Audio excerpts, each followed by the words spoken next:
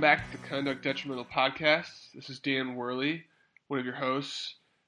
This is the second part of a two-part podcast on the Ezekiel Elliott investigation. We had USA Today's AJ Perez on for the first part. That podcast is already posted, so please check it out. We just ran pretty far, so we decided to break it up into two separate pods. So thanks for listening. And thanks to AJ for coming on the show.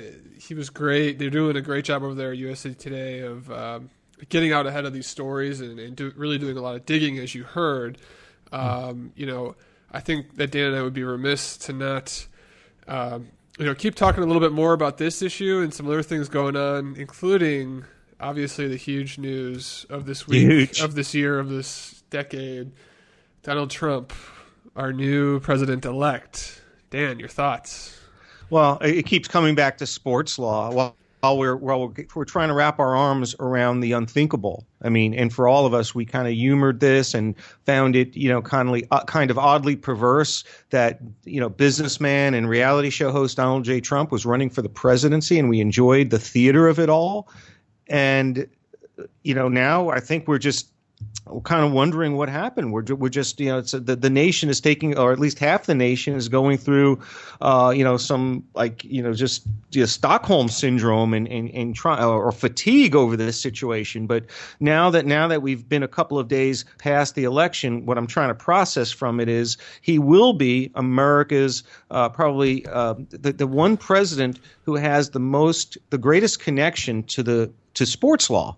While Donald Trump is a reality show host, he's a builder of businesses, and he's a real estate magnate and soon to be our president. He was also a plaintiff against the National Football League in the 1980s. And I remember I was a kid applying. I was a college student thinking about law school, and I was fascinated by the antitrust case brought by the United States Football League against the NFL. And Trump pushed for the league, for the USFL, to compete head-to-head against the NFL. He wasn't content to have a spring or summer football season. He wanted to go head-to-head against the NFL and try to gin up an antitrust case. And he did, and he was victorious. Unfortunately for Trump and for the USFL, the New York federal jury only awarded the grand sum of $1 as damages, which, as you know, under antitrust practice is trebled to $3. So, Donald Trump has always been a great sportsman, a golfer. He's been a sports fan, but he was also part of one of the great sports law cases of the 1980s. So I know this is somebody who is passionate about sports and knows quite a bit about sports, and I'll find it interesting how he uses his time in the White House to keep on top of the world of sports. Unfortunately, we're never going to have an antitrust case like that again between two competing football leagues, but it was just wonderful theater during the 1980s, and part of me might have been motivated to go to law school off of that case. There you go. Donald Trump sent Dan Wallach to law school. You heard it here. Do I blame him for that? We obviously no, I'm just kidding. We obviously saw in Barack Obama, another huge sports fan and a basketball player in office, and we see him every year doing his NCAA picks, and it'll be interesting to see what Trump does. He's appeared. He's choke slammed, I think he did, Vince McMahon on WWE at one point. In one of his infamous promises, he actually promised to fire Roger Goodell if he ever became president, which is comical on a few levels. We're going to take him up on that, right? Right. Could be the biggest win from the election, but more seriously, Dan, a Donald Trump presidency does have some implications on issues such as gambling and a whole host of domestic issues. I don't want to focus on sports betting and fantasy sports, but a Trump White House could lead to a shift in our federal policy on gambling, on iGaming, sports betting. The conventional, at least my initial takeaway is that Donald Trump being the president might be good for the legalization of sports betting. It's going to happen anyway, whether it was Hillary in the White House or Trump. But I know he's a strong proponent of sports betting. At least he was in the early 1990s when he ran a couple of New Jersey casinos and was pushing very heavily for New Jersey to pass a sports gambling legalization bill during that one year window that afforded New Jersey between 1992 and 1993. And while he no longer, has an ownership interest in casinos, I know he's very I would imagine he'd be very supportive of legalizing sports betting, and possibly with Chris Christie as the Attorney General, I think the atmosphere might become more receptive for sports betting under a Trump administration. Right. That's a great point. And, I think another change that could happen in the legal world, not necessarily in sports law, is though obviously there could be a change in the composition of the U.S. Supreme Court, which, we don't know what cases are going to be up and what issues are going to be up, but that's obviously going to be the potential for a huge change. There's one open seat right now. There's others that may open up during these next 4 years. So that will be something to keep an eye on. And it's just an interesting time to be alive. That's the understatement of the century, after what's happened the last couple of days. But I want to go back to the Supreme Court. How do you think the composition of the Supreme Court, could impact the NFL work stoppage in 2021? Right now, we have 4 liberal / Democratic presidential appointees, and we have 4 Republican presidential appointees. So the present court is split down the middle. If Trump has the opportunity to fill Scalia's seat with a conservative, and then if Ginsburg steps down, she's going to hold on as long as she can now. But he has the ability to pack the court with a few more conservative justices. How could that affect labor and antitrust issues if you're thinking about the NFL, a potential NFL work stoppage in 2021? Right, and I think that's probably too far attenuated to really make a difference from what we've seen on past lawsuits. And Dan, I know you and I are planning in the next few days to do a different podcast on the NBA collective bargaining situation, and we'll talk a little bit more about sort of the procedure of how a lawsuit gets filed in the collective bargaining context of a professional sport, and what we saw in the Tom Brady case, not to flake the other Tom Brady lawsuit filed in 2011, and the NBA filed a similar suit. I think that those lawsuits are all usually settlement driven, obviously, to come together to get an agreement.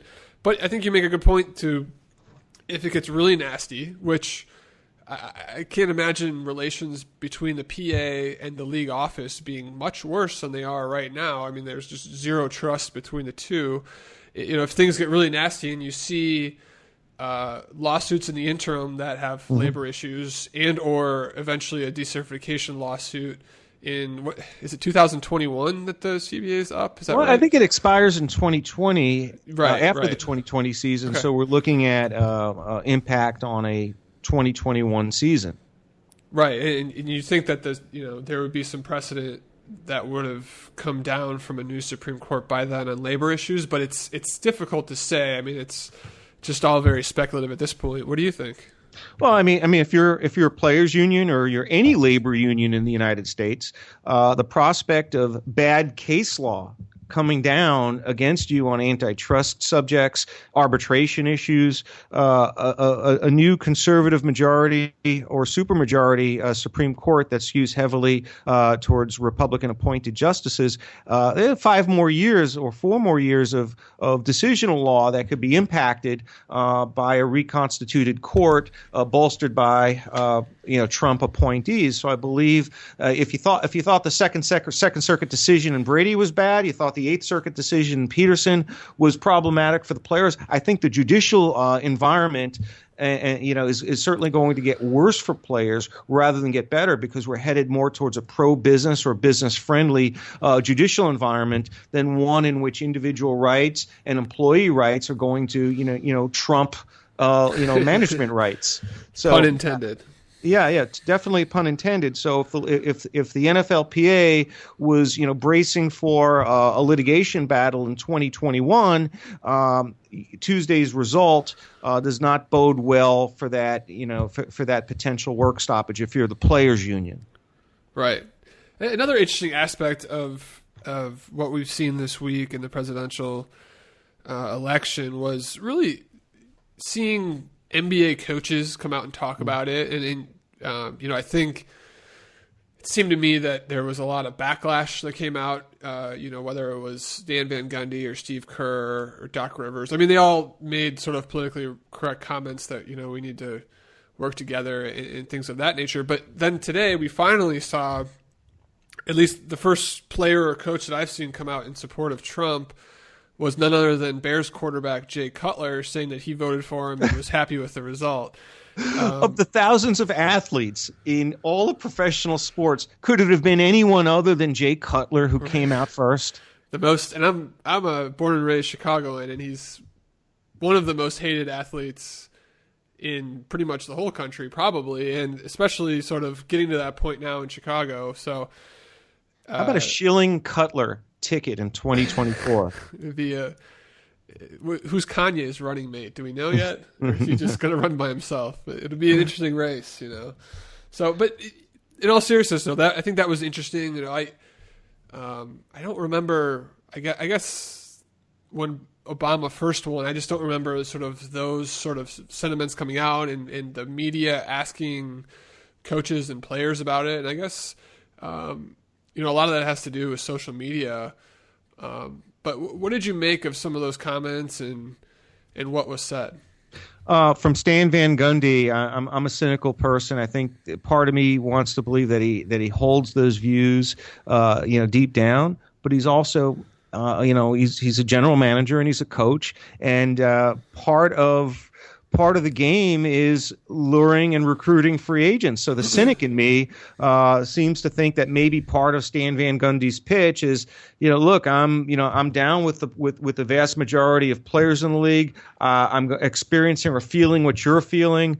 I think it was a smart move by Van Gundy to sort of cast his lot in with that position on Trump, because the vast majority of the league is African American, and the vast majority of the league can't stomach the idea of Donald Trump being the president. So I think Van Gundy's playing to his base, but he's also been a fairly outspoken person throughout his career, more recently than earlier in his career when he worked for the Heat and was under Pat Riley's thumb. He was a little bit less outspoken, but since leaving Miami, he's become one of the most outspoken coaches in all of professional sports.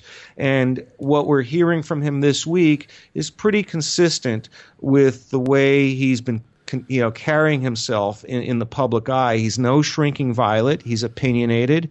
And Jeff Van Gundy, too. Let's not forget that Stan and Jeff are related for a reason. And one of the reasons why Jeff is so successful on television is because he is not afraid to speak his mind.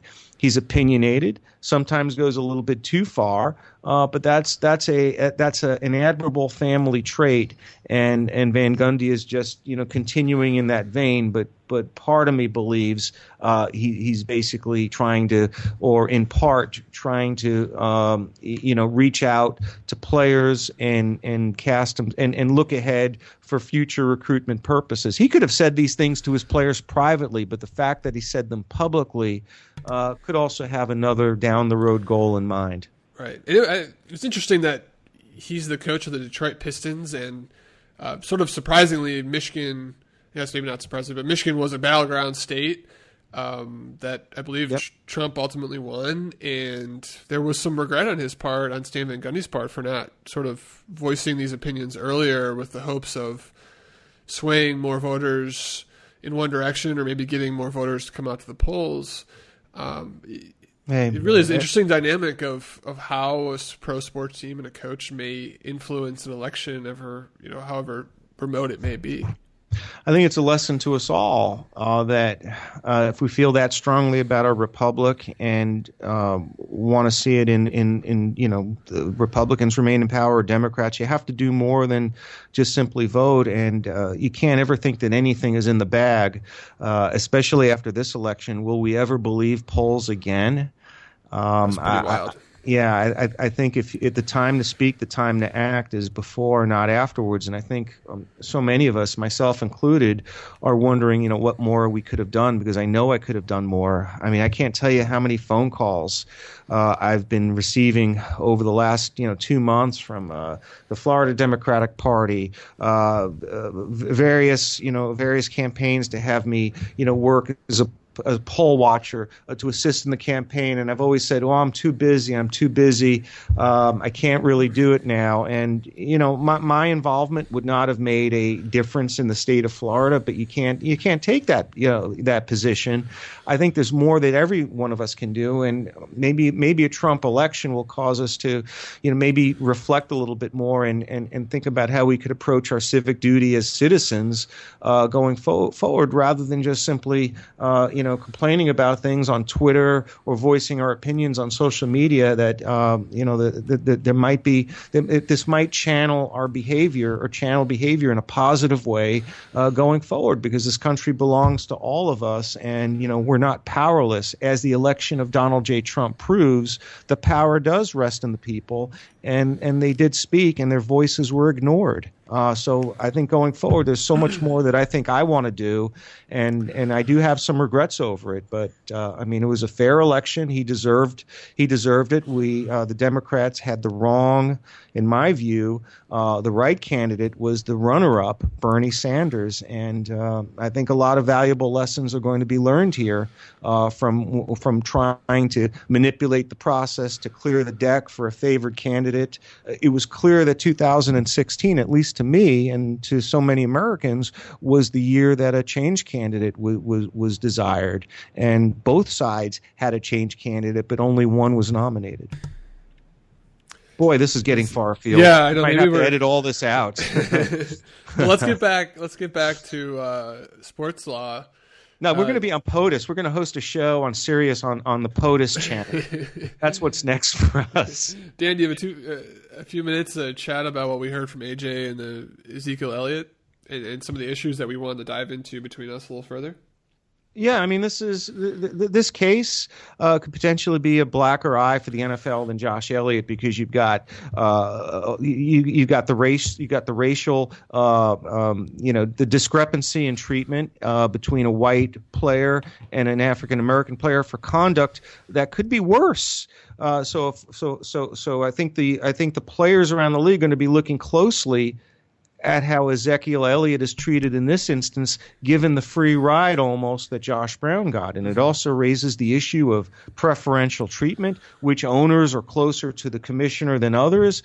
Jerry Jones trying to, impact the league's investigation. And it does underscore the need for why I think this kind of disciplinary process not only should be changed, but the arbiter and the person who metes out the discipline needs to have a little bit of distance from the owners. And that's not possible as long as Roger Goodell is the commissioner and gets elected by a majority of owners, some of whom he's closer to than others. And as long as he continues to be in the position of the judge and the appellate court, issues of selective enforcement and bias are going to permeate this process until it's changed. Right, at least the appearance of bias, and for all the reasons that you just laid out. And I think for me, the really interesting thing here is the timing of this, for a couple different reasons. The first one being it's right on the heels of the Josh Brown investigation. There was a huge media backlash that he basically botched it for a number of ways, including under suspending Josh Brown, not doing a complete investigation, probably not waiting until all the facts were in, because they suspended him before the criminal investigation was closed, which means they couldn't get all the documents that they needed. So all of that put together, it really interested me to see how the NFL now maybe learns from that case, or maybe just overacts and goes the other direction. And I think the biggest criticism, I think the most fair criticism of the NFL in many of their suspensions is that they're just wildly inconsistent. They don't follow their own policies. They don't follow their own precedent. But the way that they've negotiated the policies, they're able to get away with that, at least sometimes. So that half of it's really interesting as far as the timing. And then also just from, and this isn't the most important point by any means, but just sort of the football aspect of it moving forward in the year. And we touched on this earlier, but obviously this is coming down the home stretch. The Cowboys are having a great season. They have these 2 star rookies, America's team. Will the NFL drag their feet and wait until the offseason to do anything? Because it's a PR-driven decision. That's basically what we've seen the NFL do in the past. Not necessarily drag their feet, but use PR sort of as the number one priority in these things. And so that'll be something interesting to follow moving forward. Yeah, I mean, we're only a month and a half since the NFL learned of the second domestic violence incident in South Florida, but they've been aware of the Columbus incident going back to July. I mean, the photos on Deadspin. I mean, if how could they not be dragging their heels if we're already in November, 5 months after the incident? They have the photos, they have the police report, they've presumably interviewed, the victim. So if the NFL is not going to act expeditiously, why even have an investigation? Why even have a policy that carries with it discipline? I mean, it does raise the question: shouldn't we be waiting until all of the I guess in the case with Elliott, the criminal justice system has run its course because neither law enforcement agency saw fit to bring charges.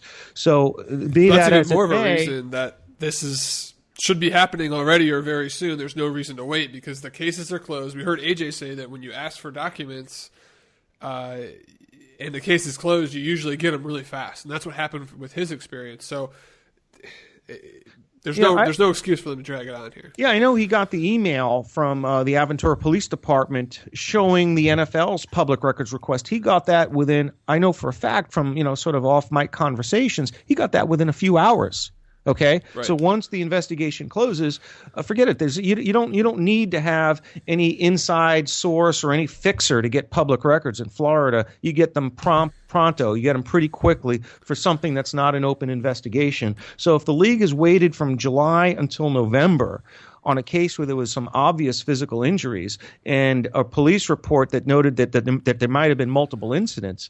If there's not enough evidence now to suspend Ezekiel Elliott, when will there ever be? So the NFL should either get out of the business of trying to suspend players for domestic violence where there are no charges brought, or if they're going to impose discipline, the time to have done it would have been in August or September. And now that we get closer to the end of the regular season, this does impact. It does impact the integrity of the league. It does impact the integrity of the competition because you have a team fighting for the playoffs. That's one of the best teams in the NFL this year, and you're going to take away their best player for a couple of games. I don't think the team's standing should have anything to do with the discipline, but I'm wondering why the NFL has waited so long, and it does point to the ineffectiveness of the policy, the randomness, the inconsistency, and the arbitrariness of a policy where you have conduct that has been known and a case that has been closed officially since July, and here we are in November without any action taken. I mean, right. Each successive case seems to be worse than the other, or than the one that came before it, and how the NFL is handling their affairs. Right, and we noted this in the previous podcast, and not only is Goodell's way of handling these cases impacting the victim, which is the most important part here, re-traumatizing the victim, but he's actually hurting the player worse as well. So we saw him screw up the suspension in Ray Rice, effectively end his career because it turned into a giant PR nightmare. And now no team won't sign him, not because he can't play, because he's suspended, but because he has this huge stigma on him. And the same thing arguably sort of happened with Josh Brown, although we're still sort of totally working our way through that. And I think this Elliott case is starting to build up. And, where we stand right now, that sort of result has the possibility of happening, not of him being kicked out of the league per se, but this being a bigger issue than it would have been if they just dealt with it when they had the information and talked to the witnesses, which if they're acting diligently, they should have done by now, at least from what we know. That's a great point. I mean, as Elliott is a completely different case because he has job security and career security. A 30-year-old kicker and a running back whose gas tank has been emptied. They're disposable, and they are basically they've also been victimized in the sense that they have essentially lost their careers because they were ironically under-suspended. Had Rice and Josh Brown been suspended 6 games to begin with, they'd both be in the league today. I don't think there's any risk that something like that befalls Ezekiel Elliott in his rookie season. One of the great, one of the great players in the league this year. I think the issue where it can really blow up for the NFL is the issue of the preferential treatment for Jerry Jones. And if he is suspended, how that plays out with African American players who saw a white place kicker who did these horrific things to his significant other get only 1 game. So the rest of the players are going to be watching this, and they're going to be in an uproar if Ezekiel Elliott gets anything more than 1 game when he was never charged. And he committed this conduct, before he was even a member of the NFL. I think that bears watching, and there are issues of race, and there are issues of preferential treatment that are looming in the background. Yeah, I totally agree. I think this one has the potential to really blow up, and I hope so. Well, we don't. We hope so from just a sports legal nerd place, but. This is cool stuff. I wouldn't say it's nerd stuff, but I think we're in this vacuum in sports law for the last couple of weeks where we really looking for a sexy case, and I think the Elliott situation with the NFL has the potential to be one of those kinds of sagas. Almost like an Adrian Peterson or a Brady. It just depends on where it goes. Right, exactly. That's the point I was going to make next is. If they do suspend him, you'd think this is the type of case that could be sort of the next challenge of inconsistency in the ways of applying the personal conduct policy, which has been pretty clearly mishandled since the policy came into effect. And I'll credit Jane McManus of ESPN on doing the research, but there has been 3 players suspended under the policy since it's gone into effect. The policy says there's a minimum 6-game suspension. The 3 players have received a 4-game, a 2-game, and a 1-game suspension. Who are the players? Well, the one is Josh Brown. I forget the other 2. They're less name brand. It was sort of, players that didn't hit the news cycle as hard. And you look that up and look up Jane McManus's stuff. Sure. She has it in there. But why is this under the personal conduct policy and not the domestic violence policy? Is it the domestic violence policy is in the personal conduct policy. It's the same thing. Okay. Yeah. Okay. It's just a new part of it they added 2 years ago, right after Ray Rice happened. They amended the personal conduct policy to include these specific penalties for domestic violence, and I think they also looped in some other things such as child abuse in there as well.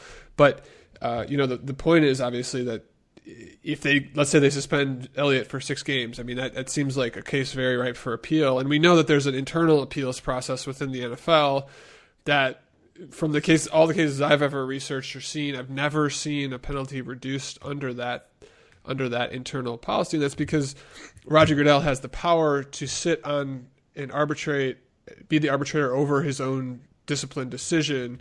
And so unless some new evidence happened or was discovered between then and then, there's no reason to think that Goodell would ever reduce his suspension. So it's basically rubber stamping the original decision. But like we saw in Deflategate and Peterson, these obviously could go into federal court.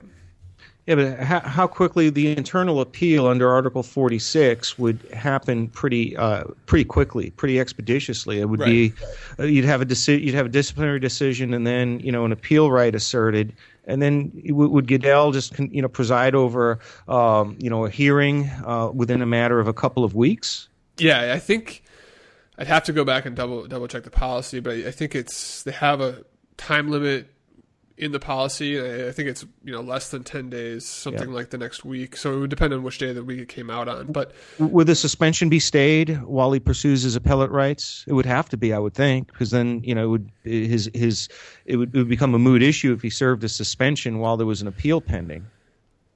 You mean the appeal on the NFL level or on the federal the appeal level? the appeal on the NFL level. Let's say he gets 4 games. It would be stayed. So I think the NFL would probably put this on a fast track and conduct a pretty much a fait accompli, preordained result appeal that takes place within a couple of weeks. Exactly, and then the suspension would allegedly start, but there would probably be a federal lawsuit filed, and then at that point they'd ask for a stay, which would be a stay from the federal court, which we've seen granted before, obviously in Deflategate and other cases. But based on the rulings that we just saw, these federal appellate rulings in Peterson and Deflategate, I think there's a much weaker argument that the suspension should be stayed at that stage. What do you think? I know we're getting ahead of ourselves and trying to project what could be months out, but what would Elliott's best legal argument be were he to receive let's say a 6-game suspension or a 4-game suspension? Because we could be talking about multiple incidents here. The NFL could conceivably punish him not just for the Ohio incident, but for the Florida incident and maybe the multiple incidents within Florida, and almost start to have successive penalties strung together. So, I mean, do you see that happening as a possibility, or just like a straight suspension of like a short duration, a few games? Well, so the domestic violence lists, in addition to the mitigating factors that we kind of talked about earlier, but they also have aggregating factors. And one of those aggregating factor, I believe, is previous instances of domestic violence and repeat offenders. So they may use that to as an aggregating factor, which would increase from 6 games the suspension number of games. So, in theory, and I guess again we're speculating, but it could go up. Maybe we'll see 8 games, 10 games. We've seen Goodell try that before. What was Greg Hardy's original suspension? 10 games? I think. I forgot. I think it might have been 10 or 12. Well, right. if he goes 8 games or 10 games on Elliott, I think forget Elliott filing the lawsuit. I think Jerry Jones would probably finance that lawsuit. Yeah, I think either way he might, given his comments. So, but getting back to your original question of what his best argument may be, I mean, I think, as we've seen, it's a tough standard to ask a federal court to overturn these suspensions, and basically you have to show that Goodell was using his own brand of justice essentially to overturn this penalty. So what argument could be made in that regard? And I think the one that we kind of talked about before is this really inconsistent application of the policy, and we've never seen him actually following the policy. So that shows that he's basically doling out justice how he pleases. Mm-hmm. So what do you think about that? Right now, that's the only argument that we could even identify, since there hasn't been any discipline, there haven't been any hearings, hasn't been any witness testimony, any issues of recusal, or the kinds of legal issues that emerged in Peterson and in Brady kind of took place a little further down the line. Right. We're not at that stage yet, but you're right. That is probably going to be the number one at this stage, the lead argument that Elliott could raise as to the inconsistency of the punishment, and it just bears no rhyme or reason, to suspend him for anything greater than 1 game when you've only suspended Josh Brown for 1 game for committing actions that are far more heinous, that have resulted in just just horrific physical, emotional, and mental abuse, towards his wife, that resulted in criminal charges, that resulted in a filing of a civil lawsuit and a divorce. So if you use the Brown case as a benchmark, I think the NFL's hands are tied. But are the NFL's hands tied by virtue of how they've ruled in prior cases? I mean, the Brady case seems to send mixed messages on that. Right, and obviously we're talking about sort of different standards, different policies of the NFL. The NFL has a specific domestic violence policy here, that wasn't at issue in Brady. In Brady and Peterson at that time, they were using the very broad conduct detrimental power. And I think that the NFL would probably argue that similar power applies vis-a-vis the personal conduct policy. But I think that the chance that a player, when this lawsuit comes, whether it's Ezekiel Elliott or whoever it may be, their best argument will be that this is a specific policy. They're all over the map on how they're applying it. Not only in the number of games suspended, but sort of what it takes to earn a suspension. There's no clear definition of that. It's up to the commissioner. So it would be fascinating from a legal perspective. Yeah, where do you see the domestic violence policy going from here? At some point, we're going to need a different, disciplinary apparatus. That this is not working. The fact that we're even talking about it, because every case will raise the same kind of issues. We're going to get into the selective enforcement, consistency issues.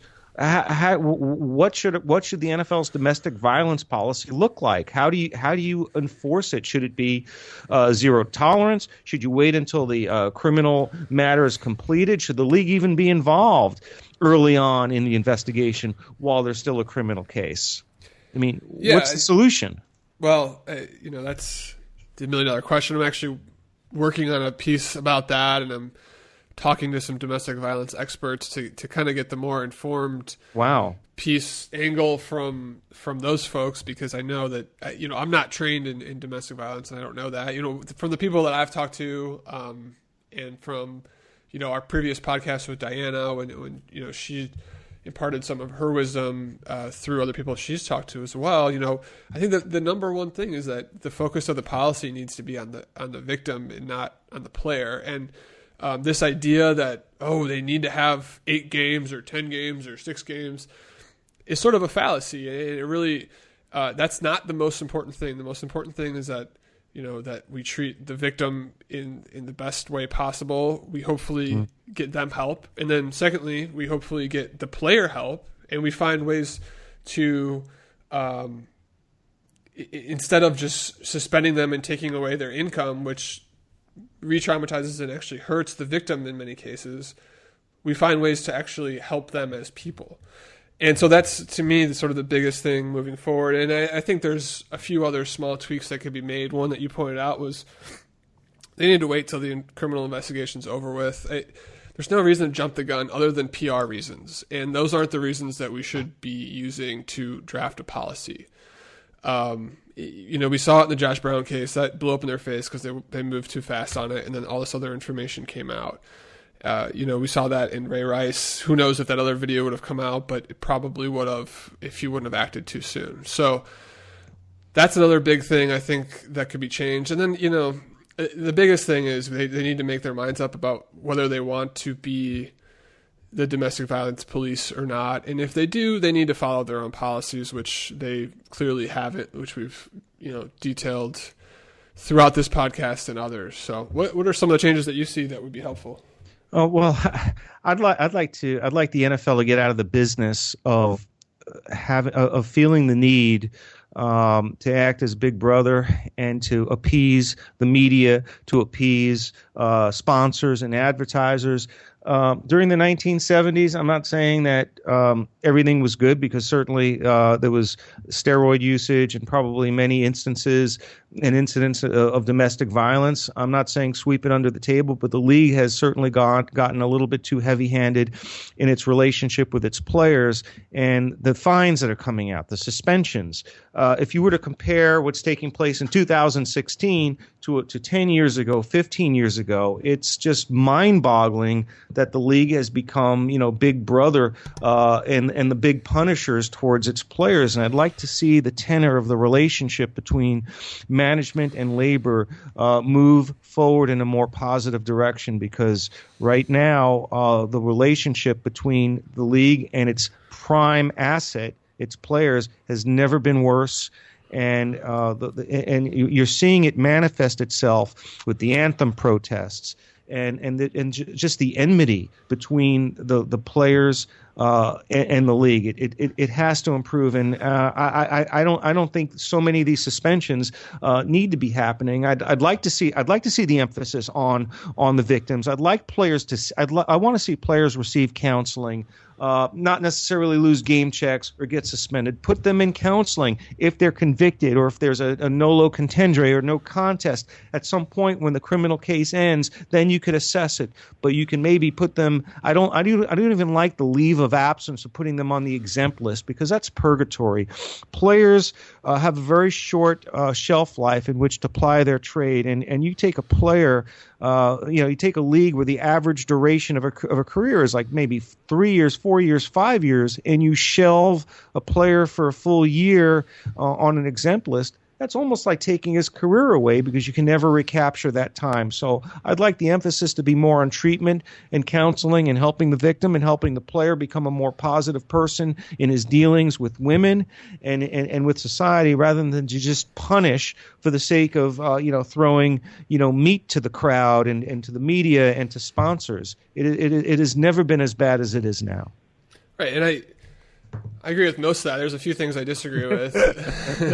The first is like it's as much crap as the NFL gets, and I'm one of the people that does that. I do think that they have good intentions here, for the most part, in trying to do good by the general population, hopefully by women. So I think them having an active role in domestic violence cases isn't the worst thing, but they just need to, like I mentioned, change it drastically from what they're doing. One thing that I was thinking about is, under the league's substance abuse policy, so that policy governs pot, alcohol-related felonies, both of which are legal. Drugs. Both of which are now, pot is becoming increasingly legal. Election day not only brought, Donald Trump into the White House, but we've seen a sort of a movement across the country of states and voters in a number of states voting to decriminalize pot. Right. So it begs the question, should the league's policy on marijuana as a pain management tool be changing as well? Right, and that's, I think, a whole different podcast. Oh, yeah. But it's a very valid question, and I think when you look at some of the painkillers out there that are much more harmful, at least in my opinion, than pot, I think it's a very good option, and they should take it seriously. And the NFLPA announced this week that they're creating not a pot committee, but a pain management medication committee that will sort of review this and then potentially bring it up to the league. So I think, I don't think we're there yet from the NFL, but I think that's something that could be coming down the pipeline. But getting back to my earlier point of things that I sort of like in that other policy, the marijuana drug policy, one of them, as we've seen with, Josh Gordon and a few other athletes, is that they have mandated drug testing, they have mandated counseling, and they have to meet with counselors who have to give their recommendation to Roger Goodell for them to re-enter the league. So, we've seen this sort of mandated rehabilitation, albeit in a different context, of a player. And so why can't we apply that to the domestic violence realm? And why can't we have them sort of have to meet with people and feel like that person, the expert on the case, deems them to be at least rehabilitated to a certain point before they can come back and play? That's so subjective. It is, and that's why you would need a good independent doctor to make that determination. But at the same time, it's one of the ideas that I was sort of shooting around in my head that might make sense with the domestic violence thing. And to your point about them missing part of their career, well, that doesn't bug me. I don't know that they should be missing games and not getting paid. They can still get paid, but for them to miss games, I think that's sort of part of the penalty, and there's nothing you can do about it. Yeah, well, it's clear that with every new case, none of them are handled cleanly. I mean, cases that should be layups. Right. The NFL makes a big disaster out of. Yeah, both procedurally and in the kind of punishment that gets meted out. I mean, it just seems, from Brady to Peterson to Hardy, it's more the rule than the exception that the league is going to screw it up somehow. Right. And I think the problem right now is that there's this great divide between the players and the league. I'm not sure that the league has high regard for DeMaurice Smith or for the players, and they basically are running roughshod over the players' rights. So I don't know what the answer is, but as long as this CBA remains intact and we have Roger Goodell as the NFL commissioner, I think the Elliott case is not going to be the last one.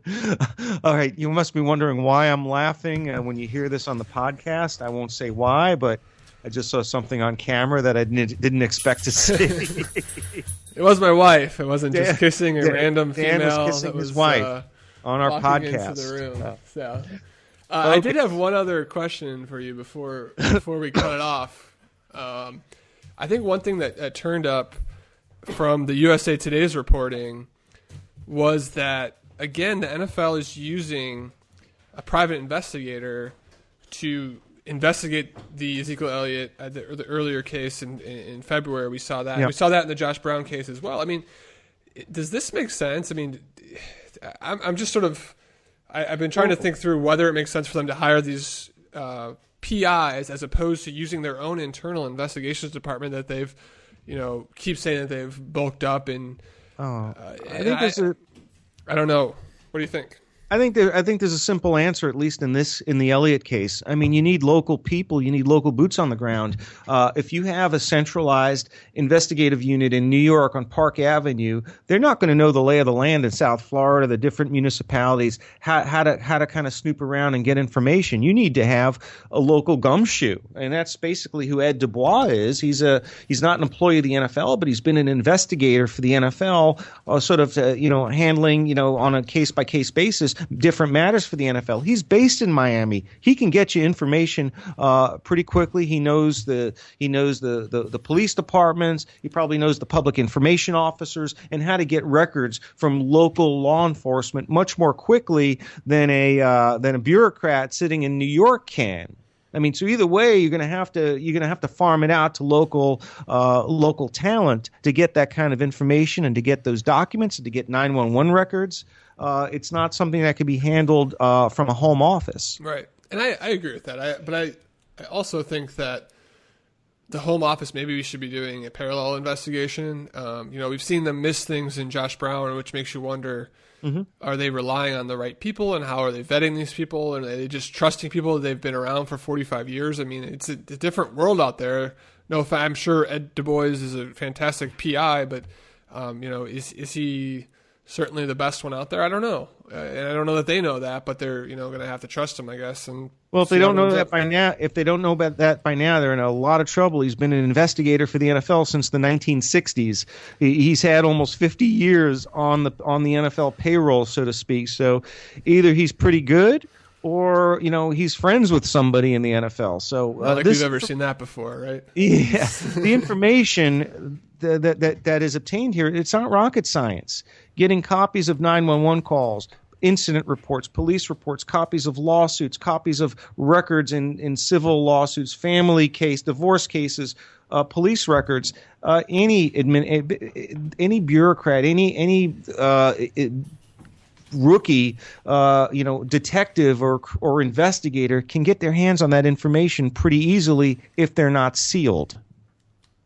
Right. Right, and again, we obviously saw them miss the divorce case in the Josh Brown case, and well, here's the solution, Dan. The solution is to compel the player to produce that information and not rely on an outside third party to have to pierce, what may be sealed court records. You could conditionally suspend a player for one game with an opportunity to come back, but it's conditioned or contingent upon the player providing any and all records from his divorce case, from his police case, sign any and all waivers. So maybe it puts the burden. I don't know. I think that might violate the player's privacy rights, and it could compromise his ongoing criminal case if you're conducting a parallel investigation and putting the player in the position of having to, turn over documents that are from an ongoing criminal investigation. But maybe the league should turn to the players and say, okay, we'll give you this suspension, but you have to provide us X, Y, and Z. And if you don't provide all of those documents, we're going to up the suspension at a later date. Yeah, and my only complaint with that would be how would they know what the suspension would be if they didn't have the information yet? But, I mean, I think you could say build that into the policy possibly, although there's obviously, as you mentioned, privacy issues as well as some gray area for abuse, from the player or the...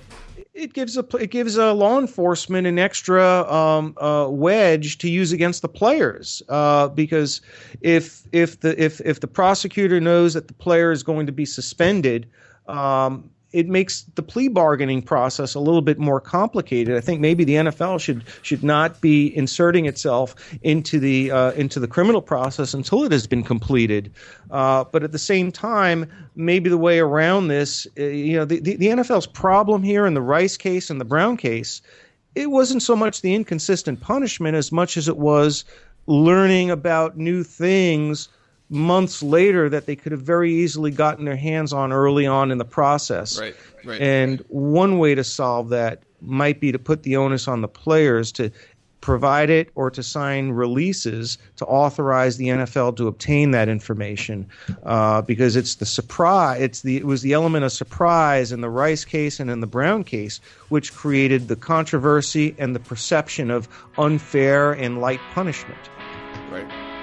All right, Dan. Well, I think we've... Can we go on for a few more hours? This is the longest one yet.